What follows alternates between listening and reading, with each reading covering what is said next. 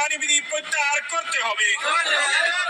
আমি একটা অসম আইন, সংবিধান বিরোধী আইন পাশ করেছি। আইনটি কি? নাম দিয়েছে ইউনিফর্ম সিভিল কোড বিল, কিন্তু এটার 153 পৃষ্ঠা ব্যাপী এই আইনে কেবল অসম কথা বলা হয়েছে। এখানে কেবলমাত্র আমাদের ইসলাম ধর্মাবলম্বীদের বিরুদ্ধে টার্গেট করে, মুসলমানদের বিরুদ্ধে টার্গেট করে বলা হয়েছে যে এই সমাজের মধ্যে নারীদের অধিকার নেই, নারীদের কয়েকটি বিবাহ হয়, যেটা ভারত সরকারের central studies of Indian civil society, Indian social societies, তার রেকর্ড মতে এই দেশে অধিক বিবাহ সবচেয়ে বেশি হয় আদিবাসী সমাজে 18 এবং মুসলমানদের সংখ্যা চতুর্থ স্থানে 4 হিন্দুদের সদস্য 5 সুতরাং এই বাস্তব সত্য অস্বীকার করে বহু বিবাহ মুসলমানদের মধ্যে এই অজুহাত, এই অপবাদ সৃষ্টি করে ইউনিফর্ম সিভিল কোডের নামে একটি আইন পাশ করেছি।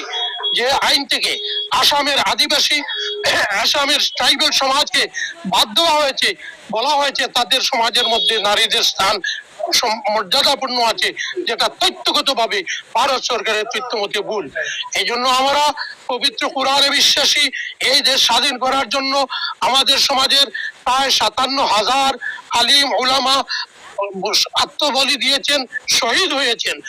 আমরা ধর্ম রক্ষার জন্য, দেশের সংবিধান রক্ষার জন্য এখনো আমরা প্রাণ দিতে প্রস্তুত। আমরা ভারতবর্ষের সংবিধান রক্ষা করব। সংবিধানে 26, 19, 29 ইত্যাদি ধারায় ধর্মীয় স্বাধীনতার গ্যারান্টি দেওয়া হয়েছে, যেটা ফান্ডামেন্টাল রাইটস। এই ফান্ডামেন্টাল রাইটস খর্ব করে আমরা ডাইরেক্টিভ প্রিন্সিপাল 44 তারা কার্যকরী করতে দেব না। যত সময় আমাদের মধ্যে প্রাণ আছে আমরা শান্তিপূর্ণ উপায়ে আন্দোলন করব, সংবিধান রক্ষার জন্য প্রয়োজনে আমরা আত্মাহুতি দেব, কিন্তু এই বেআইনি সংবিধান বিরোধী আইন মানছি না। এর জন্য আসামের প্রতিটি ধর্মীয় সামাজিক সংগঠন আমরা এই আন্দোলন চালিয়ে যাব। কেউ যদি হুমকি দিয়ে এই আইন বলবৎ করতে চায়, আমরা প্রাণের বিনিময়ে হলেও সেই আইন আমরা প্রতিহত করবই করব।